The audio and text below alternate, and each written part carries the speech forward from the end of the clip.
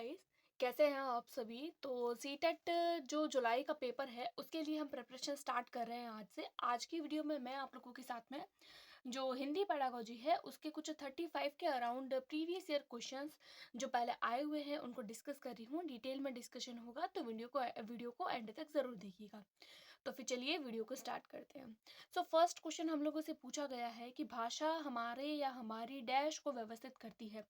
भाषा किसको व्यवस्थित करती है? देखिए, जब हम भाषा का प्रयोग करते हैं तो भाषा के प्रयोग में जब भाषा का प्रयोग किया जाता है तो हमेशा क्या देखा जाता है कि भाषा किस रूप में होती है? भाषा हमारे विचारों में होती है।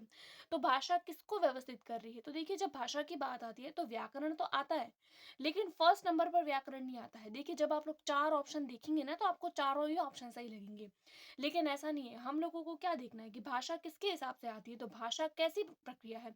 तो भाषा जो होती है वो ऐसी प्रक्रिया होती है जो विचारों को सिस्टमैटिक रूप से किस तरीके से सामने वाले के सामने हमें व्यक्त करना है उसको स्पष्ट करती है। यहाँ पे क्वेश्चन क्या लिखा हुआ है कि भाषा व्यवस्थित करती है। व्यवस्थित करने का क्या मतलब है कि सिस्टमैटिक करना, किस चीज को सिस्टमैटिक कर रही है।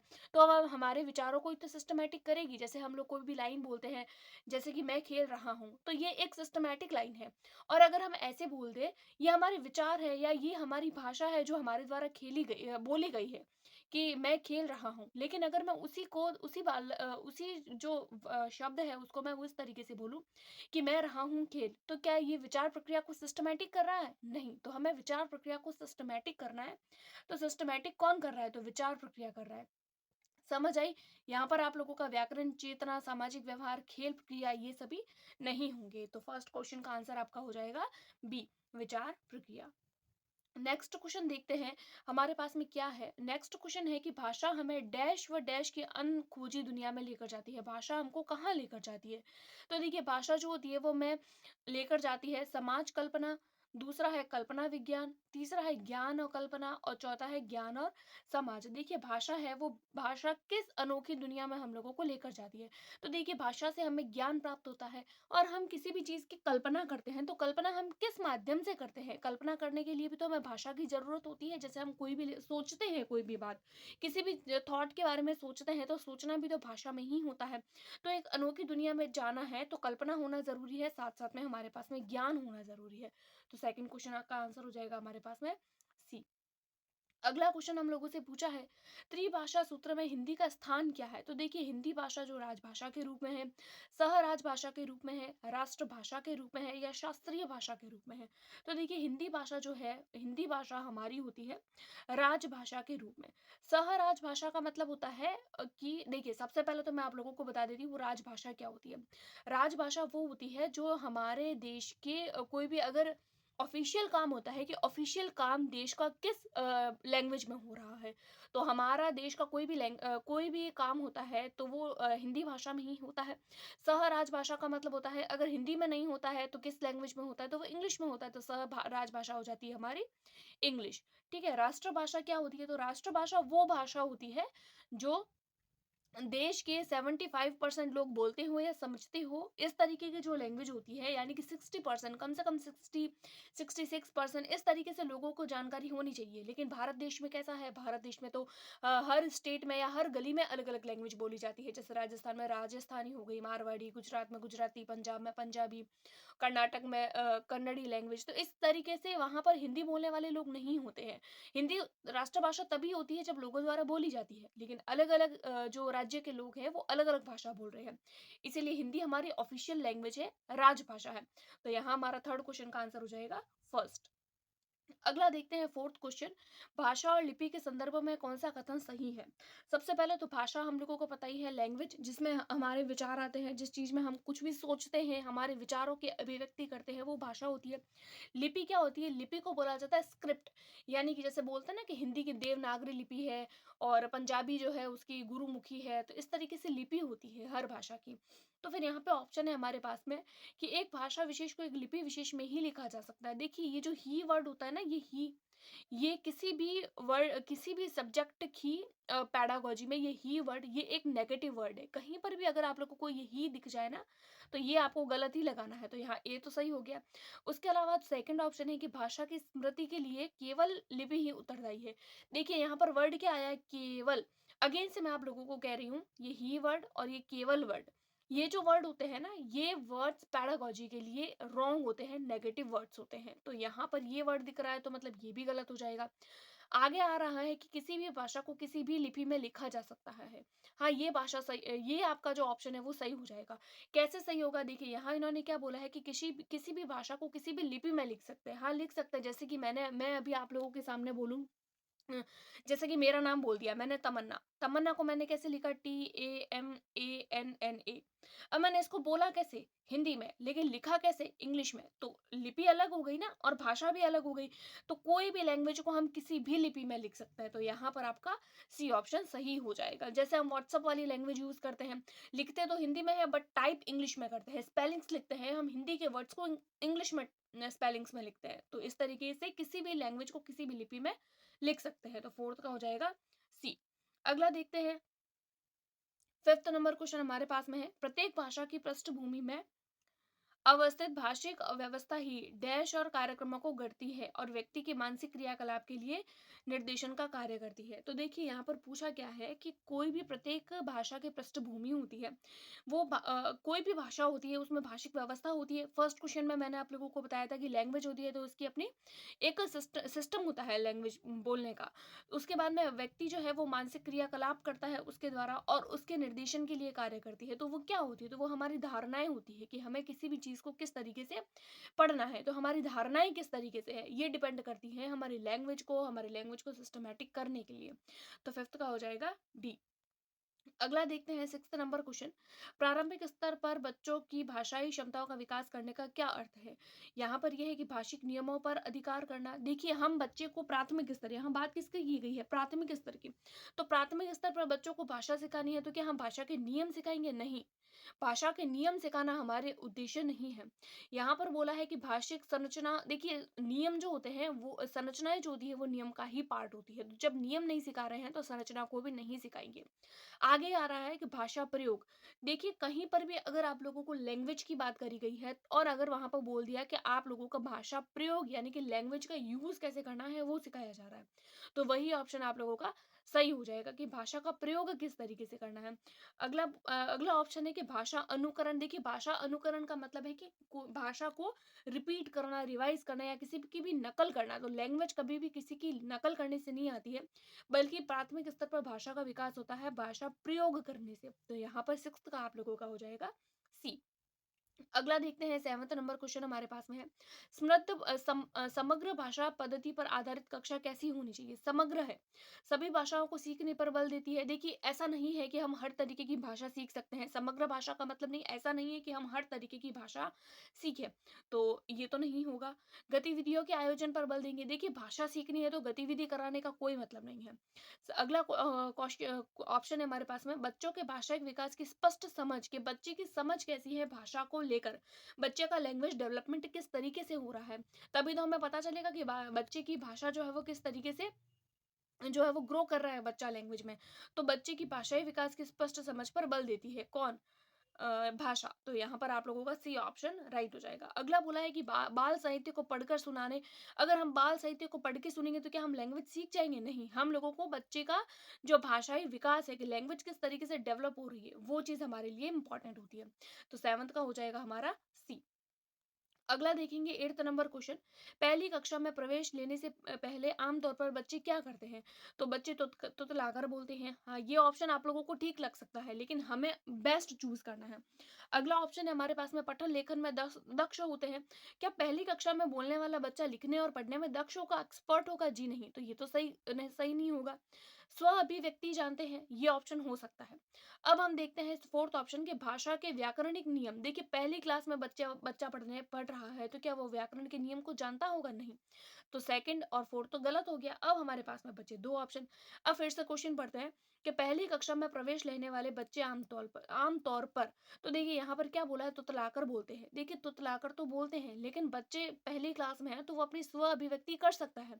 तो यहाँ पर हम लोगों को इन दोनों में बेस्ट ऑप्शन चूज करना है कि बच्चा अगर फर्स्ट क्लास में है लेकिन फिर भी उसको अगर भूख लगी है तो वो एक्सप्रेस कर सकता है लैंग्वेज के माध्यम से, चाहे वो कोई भी लैंग्वेज बोल रहा है लेकिन वो अपनी अभिव्यक्ति कर सकता है, अपनी बात को हम तक पहुंचा सकता है। तो वो पहली क्लास में बच्चा पढ़ रहा है तो वो स्व अभिव्यक्ति को जानता है। अगला देखते हैं 9th नंबर क्वेश्चन हमारे पास में है, भाषा की कक्षा में कहानी सुनाने का मूल उद्देश्य क्या है? भाषा की कक्षा में कहानी किस तरीके से सुनाई देती है? तो कहानी सुनाने का क्या उद्देश्य हो सकता है? बच्चों का मनोरंजन करना। देखिए मनोरंजन करना हमारा उद्देश्य नहीं होता है कि हम मनोरंजन करेंगे तो बच्चा जो है वो कहानी सुनने से ही मनोरंजन कर सकता है, ऐसा तो नहीं है, तो पहला नहीं होगा। अगला है बच्चे की कल्पनाशीलता का विकास हो सकता है। हाँ, ये ऑप्शन ठीक है, लेकिन फिर भी आगे वाले ऑप्शन देखते हैं। आगे ऑप्शन है बच्चों में सुनकर दोहराने की आदत विकास होती है। देखिए सुनकर और दोहराना ये ऑप्शन ही गलत होता है। ये जो चीज है ना कि हम सुन सुन के उसको रिपीट कर रहे हैं, रिपीट करना गलत है। बच्चों को अनुशासन में रखना। बच्चों को अनुशासन में रखने के लिए कहानी सुनाना ज़रूरी नहीं है। बच्चों को अनुशासन में रखने के लिए और भी चीज़ें करी जा सकती है। तो यहाँ पर आप लोगों का डी ऑप्शन भी गलत हो जाएगा। कहानी सुनाने से बच्चे के अंदर कल्पनाशीलता का विकास होगा। इसको आप लोग ट्रिक से भी याद रख सकते हैं कि कहानी और कल्पनाशीलता, तो इस तरीके से आप लोगों को याद भी हो जाएगा। तो 9th का हो जाएगा बी। अगला देखते हैं 10th नंबर क्वेश्चन हमारे पास में है, भाषा की कक्षा में यह जरूरी है। भाषा की कक्षा में क्या जरूरी है? कि स्वयं भाषा शिक्षक की भाषा प्रभावी हो। हाँ, हो सकता है, लेकिन फिर भी आगे के ऑप्शंस देखेंगे। भाषा शिक्षक भाषा का पूर्ण ज्ञाता हो। देखिए जरूरी नहीं है कि कोई भी शिक्षक है तो वो किसी भी सब्जेक्ट को लेकर या किसी भी चीज को लेकर एकदम पूर्ण ज्ञाता हो। पूर्ण ज्ञाता कोई नहीं होता है, तो ये तो ऑप्शन ही गलत है कि पूर्णता की ओर यानी पूर्ण ज्ञाता हो, तो वो कोई नहीं हो सकता, चाहे शिक्षक ही हो। उसके बाद में भाषा शिक्षक बच्चों की उच्चारणगत शुद्धता पर विशेष ध्यान दे कि बच्चा जो है वो बोले अच्छे से। अगला ऑप्शन है हमारे पास में, भाषा का शिक्षक बच्चों की वर्तनी को बहुत कठोरता से ले। देखिए कठोर वर्ड ही नेगेटिव है, तो डी तो नहीं होगा। तो डी नहीं होगा, बी नहीं होगा, ऑप्शन बचते हैं ए एंड सी। अब देखते हैं, हम वापस एक बार क्वेश्चन पढ़ते हैं कि भाषा की कक्षा में क्या जरूरी है। कि भाषा की कक्षा में भाषा शिक्षक बच्चों के उच्चारणगत शुद्धता पर ध्यान दे। अरे बच्चा उच्चारण तभी सही करेगा जब शिक्षक की खुद की भाषा प्रभावी होगी, और स्वयं जब भाषा का शिक्षक अपनी भाषा को प्रभावी रखेगा, तभी तो बच्चा अच्छे से सीख पाएगा, बच्चे का उच्चारण तभी ठीक होगा। तो भाषा की कक्षा में सबसे ज्यादा क्या जरूरी है? कि स्वयं भाषा का शिक्षक ही भाषा प्रणाली की प्रभावी भाषा जो है वो अपनी प्रभावी ढंग से बोले। तो यहाँ पर हमारा ए ऑप्शन सही हो जाएगा। अगला देखते हैं 11th नंबर क्वेश्चन हमारे पास में है, भाषा की कक्षा में बच्चों को किसी त्योहार विशेष के बारे में बताना है। त्योहार विशेष के बारे में श्याम पट पर उस त्योहार विशेष के बारे में लिख देंगे कि हम, अगर कोई भी बच्चा है वो त्योहार के बारे में बताना चाहता है, या भाषा की कक्षा में बच्चों को हम बताना चाहते हैं त्योहार के बारे में, तो हम सीधा सीधा जो है वो बोर्ड पर लिख देंगे। बोर्ड पर लिखने से वो तो इमिटेट करेगा, वो सीखेगा कुछ नहीं। किसी पुस्तक से उस त्योहार के बारे में पढ़कर बताएंगे, जब वो सुनेगा तो वो सीखेगा कुछ नहीं, क्योंकि पढ़ तो हम रहे हैं, तो हमको तो पता है, हम क्यों उसे सुनाए ऐसा। ये भी नहीं होगा। बच्चों को उस त्योहार के बारे में अपने अपने अनुभव सुनाने के लिए कहेंगे। बच्चों को कहेंगे कि बच्चे अपने अपने अनुभव सुनाए। तो ये सही हो जाएगा ना, कि क्योंकि बच्चा इसमें एक्टिव है। जिस चीज में बच्चा एक्टिव है, टीचर कोई एक्टिविटी करे उससे अच्छा अगर बच्चा एक्टिव है, तो वो हमारा सही हो जाएगा कि बच्चे उस त्योहार के बारे में अपने अपने अनुभव साझा करें। तो यहाँ पर हमारा सी ऑप्शन सही हो जाएगा, 11th का हो जाएगा सी। अगला देखते हैं 12th नंबर क्वेश्चन, बच्चों के व्यक्तिगत निर्माण में डैश का महत्वपूर्ण योगदान होता है। बच्चों के व्यक्तिगत निर्माण में बच्चे का महत्वपूर्ण योगदान किसका होता है? तो बच्चा विदेशी भाषा को तो सीख नहीं सकता, तो ये गलत हो जाएगा। क्षेत्रीय भाषा, शास्त्रीय भाषा, बच्चे के व्यक्तित्व का निर्माण कराना है तो उसको अपनी मातृभाषा सिखाइए। जब बच्चा अपनी मातृभाषा सीखेगा तो तो उसका जो बच्चे का जो व्यक्तिगत निर्माण है वो अपने आप हो जाएगा। तो यहाँ पर 12th का हो जाएगा मातृभाषा, डी। अगला देखते हैं हम 30 नंबर क्वेश्चन, कि भाषा की पढ़ाई किस तरीके से हो सकती है। तो देखिए यहाँ पर हम लोगों को ऑप्शंस पढ़ने हैं। भाषा की पाठ्य पुस्तक से ही, देखिए अभी थोड़ी देर पहले मैंने आप लोगों को बताया था कि ये जो ही वर्ड होता है वो ही अपने आप में नेगेटिव होता है, तो ये ही वर्ड गलत हो जाएगा, तो ये गलत। समुच्चय पाठ्यचर्या में व्याप्त हो। भाषा भाषा जो है वो पूरे के पूरे पाठ्यक्रम में होनी जरूरी है, ये हो सकता है, लेकिन फिर भी हम आगे बढ़ते हैं। समुच्चय पाठ्यचर्या का केवल एक हिस्सा हो, केवल वर्ड, फिर से नेगेटिव, तो ये भी गलत हो जाएगा। तो पहला गलत है, तीसरा गलत है। बेहद जटिल हो, हमारी भाषा जो है वो बहुत ज्यादा जटिल हो। देखिए जटिल वर्ड भी नेगेटिव है, तो इस तरीके से आप लोग साथ साथ नेगेटिव वर्ड्स भी देखते देखते जाइए। तो ये वर्ड भी आप लोगों का गलत हो जाएगा। तो केवल वर्ड आ रहा है इसीलिए ये गलत है, ही वर्ड आ रहा है इसीलिए ये गलत है, और जटिल वर्ड आ रहा है इसीलिए ये गलत है। यहाँ पर हो जाएगा समुचित पाठ्यचर्या में ही व्याप्त हो क्या भाषा। जैसे कि हम लोग गणित पढ़ते हैं, तो गणित भी तो हमारी भाषा ही होती है, गणित में भी तो भाषा होती है। जैसे प्रश्नावली, वर्ड दे दिया प्रश्नावली, तो प्रश्नावली भी तो भाषा है, हिंदी भाषा का शब्द है।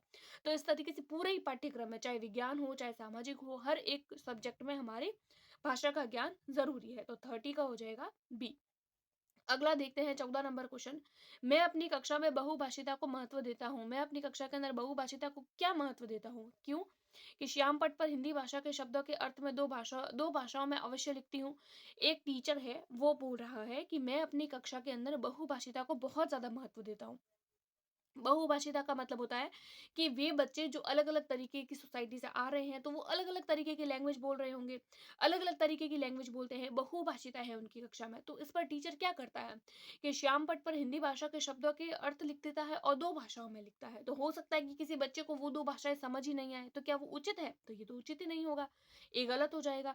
सभी बच्चों को अपनी-अपनी मातृभाषा में कहने और सुनने की आज़ादी है। देखिए, अगर आप लोगों को हिंदी भाषा में या इंग्लिश भाषा में या किसी भी भाषा में अगर आप लोगों को ये वर्ड दिख जाए कि बच्चा अपनी मातृभाषा में कहने और सुनने की आज़ादी महसूस करता है, तो वो ऑप्शन आप लोगों का पॉजिटिव होगा, वही ऑप्शन आप लोगों का सही हो जाएगा। आगे आप लोगों को ऑप्शंस पढ़ने की भी ज़रूरत नहीं है।